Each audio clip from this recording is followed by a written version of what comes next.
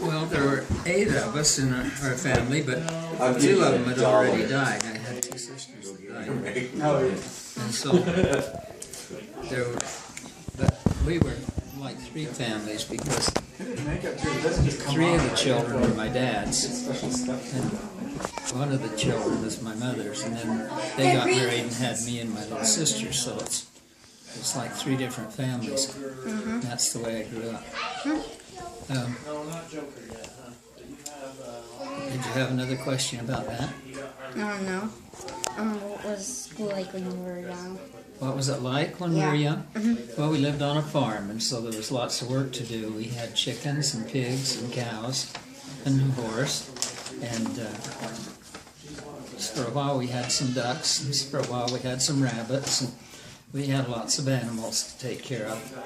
And for quite a while we had 2,000 chickens. That's a lot. And so it was lots of work. What was school like? What was school like? Well, first thing, 8 o'clock in the morning we got on the school bus, and 9 o'clock we got off at the school, and we ran in so we wouldn't be late because school started at 9 o'clock. And then at night after school we had to ride for another hour to get home. And so we'd get out at 3:30 and we'd get home about 4:30. So it took us an hour to get to school and an hour to get home. School was no kindergarten. I started in the 1st grade when I was 6. There was no kindergarten. And all of our classes from 1st grade to 9th grade were in the same building. We had 1st, 2nd, 3rd, 4th, 5th, 6th, 7th, 8th, and 9th grades in one building. And then that was the end of junior high when we got through 9th grade, and then we went to Payson for high school. And Payson was 24 miles each way. Goshen, where I went to elementary school, was 10 miles each way. So we had to ride the bus a long ways. So 48 miles a day when I was in high school. So we had to ride the bus every day. A lot, huh? Okay. So, what kinds of things did your family do when you were young? Things our family did. We brushed lots of eggs. We had to sit there with a little paintbrush, it's called, sandpaper on it.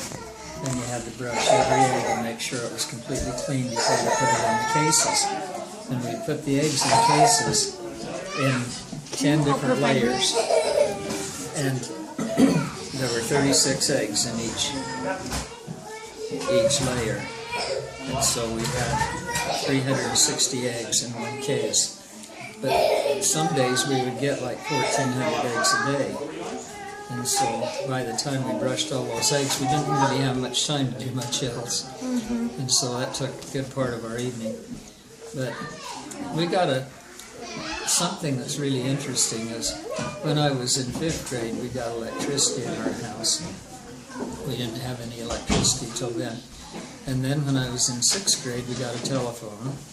And when I was in 7th grade, we got a television. So just boom, boom, boom. Electricity, telephone, television. What did you do before electricity? Like, how did you have lights and cook and all that stuff? We had gas lights. We'd have to light them every night when it got dark. They burned white gas. You put the gas in the bottom part, and then you had a wick that came up. You'd light the wick, and that would give off light. And that's how I studied and did my homework at night, next to the gas lights. And then our house, we didn't have an electric stove, but we had a coal-burning stove, and my mother did all the cooking on our coal-burning stove. And we had to have a big coal pile, and we had to bring coal in every night. And we even had to build a fire in it when it was really hot in the summer. If Mother wanted to cook anything, she had to do it by building a fire first. And some days that was miserable because you didn't want a fire on a hot summer day. But you had to do it anyway sometimes. And when we got a telephone, this is an interesting part about telephones. There were 12 people on our party line, 12 families. And so when you pick up the phone to use it, it would usually be busy. And so you couldn't call. You had to wait until the people were through talking, and then it might be your turn. And so you'd have to take turns using the telephone. So did you listen to other people's conversations? Well, You could. parts of them, because every time you picked it up and they were talking, you'd hear a little bit of what they were saying. But my parents taught us not to always listening to what the other people said. But I know there were some people who listened to nearly everything that went on. Some nosy neighbors? There was one lady that seemed to know everything that was going on in the town. That's funny. So that was, and then when we got television, it was only on from about 5 o'clock in the afternoon till midnight, and then it would go off. And then it would come on early in the morning just for a little while. People were getting ready to go to work and things like that, and there would be news and things. And then it would go off all day until 5 o'clock in the afternoon, and then it would come back on.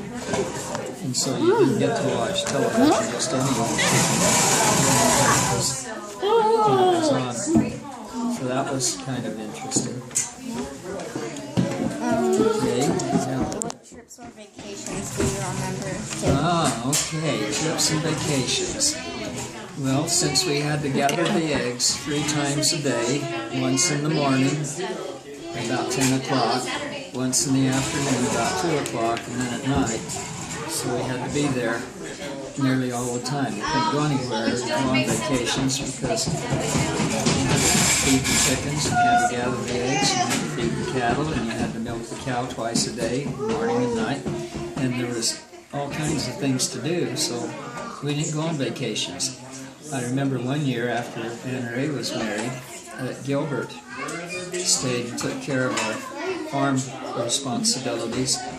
And we took a trip. Right when we got out of first grade, we took a trip to Fish Lake. And that's the only vacation I ever remember going on with my family. And you know, the first time I got out of Utah was when I was 18 years old, and I went in the Army, and I went to California. That's the first time I've been out of the state of Utah. Cool. What kind of games did you play? We like to play rook. Rook cards. It's just a fun game, and there were just the right amount of people in our family usually to play the game, because somebody was always busy and couldn't play because they had homework or they had something else to do. But it took 4 to play rook. And so if we could get a situation where 4 of us could play a game, we like to do that at night. So after we got all our work done. But it was really hard for me to do homework at home, because as soon as we got home off the bus, we had to do our chores, take care of the chickens, because in the wintertime, they go to bed as soon as it starts to get dark. And we wouldn't get home till 4:30, and so we had to run out, feed the chickens at 4:30, so they could eat before they went to bed. And then the rest of the night, depended on how quickly we worked and got our work done, whether we'd have time to play games or do homework or things like that. I always tried to do my homework at school because I knew I wouldn't have much time at home because of all the work we had to do. So,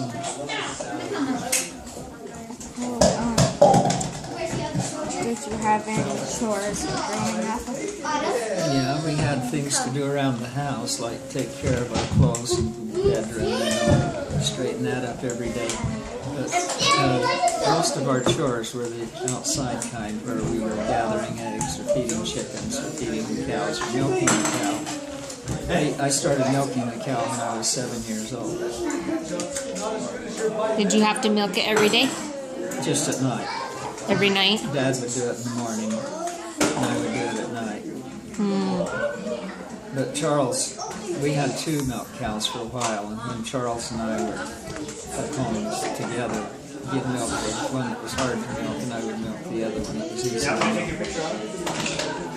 milk. Holstein cows are really easy to milk. Jersey cows were a big part of it. Jersey cow was Charles's job. The Holstein was hers.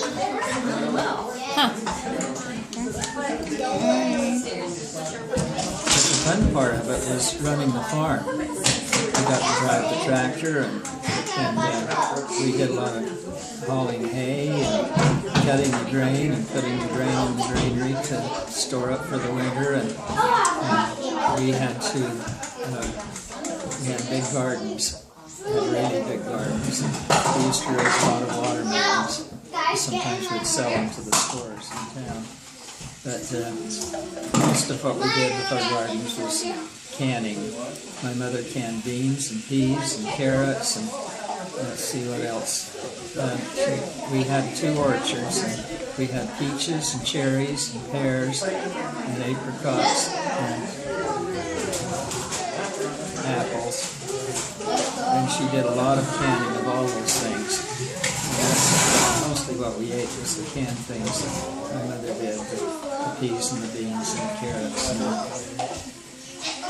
what else was there? I can't remember now, but we helped her a lot with that too in the summertime. We used to have to go pick all those things out of the garden and get them ready so that she could do her canning. So we did a lot of canning. Tell me about the house that you grew up in. Our house was one of the nicest homes in the whole town. My dad built that house soon after he was married.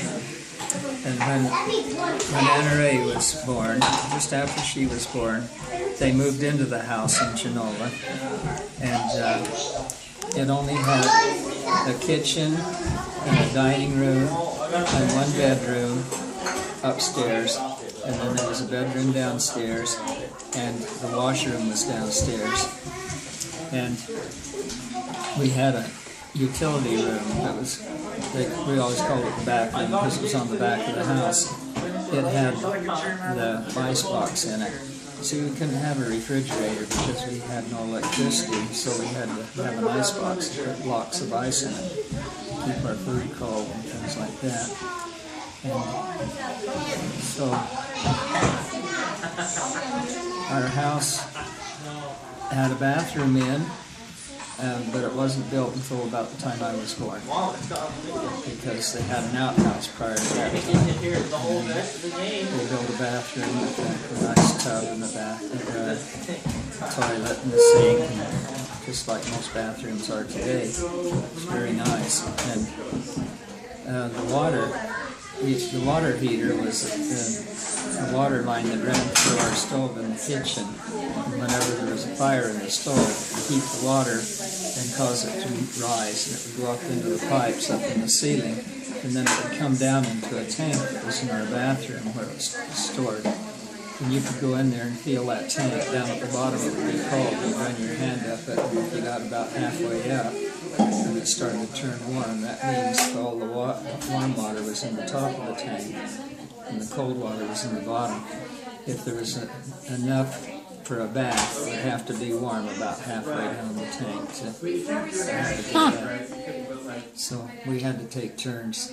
A lot of times we'd put the hot water in quite hot, and the younger kids would get bathed first. The older kids would bath in the same water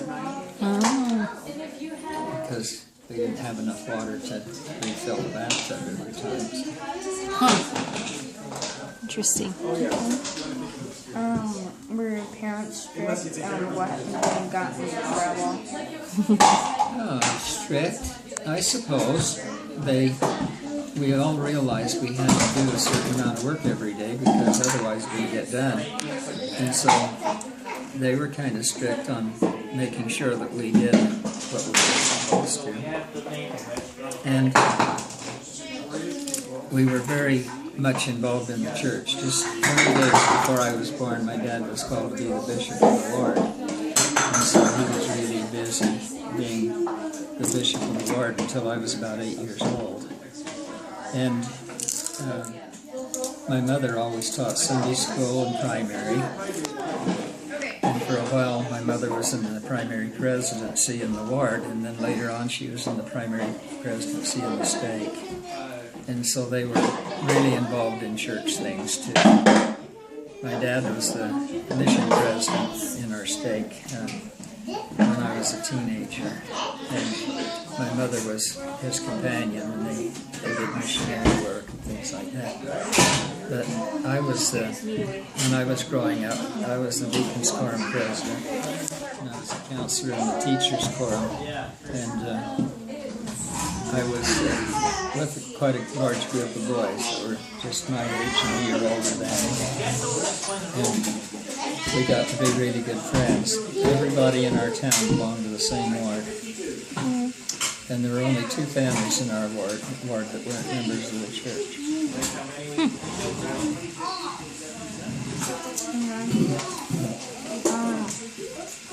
Did you have any pets? Yes.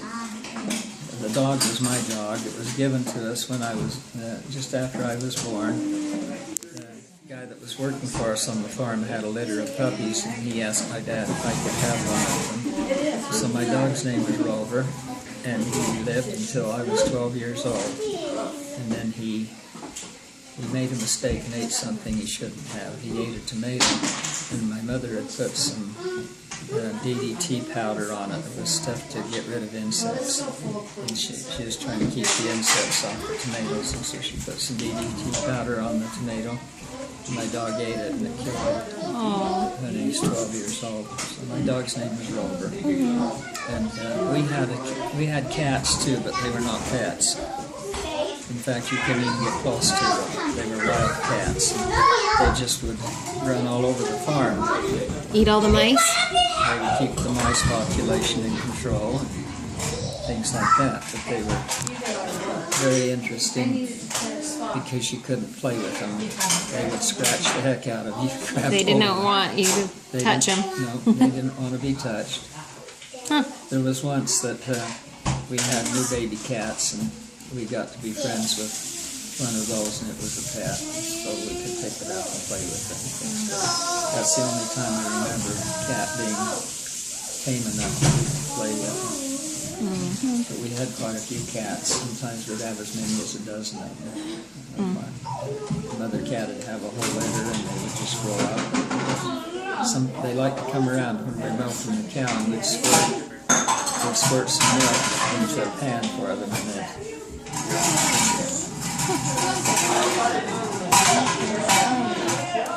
Can you tell me about our family name around this school? LeBaron name? Okay. The LeBarons, when they first came to America, lived in Massachusetts. And then they went from there to New Hampshire, and then to Vermont, then to New York, and then to Nauvoo, Illinois, because they joined the church in New York. Went to Nauvoo, and then came west. They didn't come with the early pioneers, though.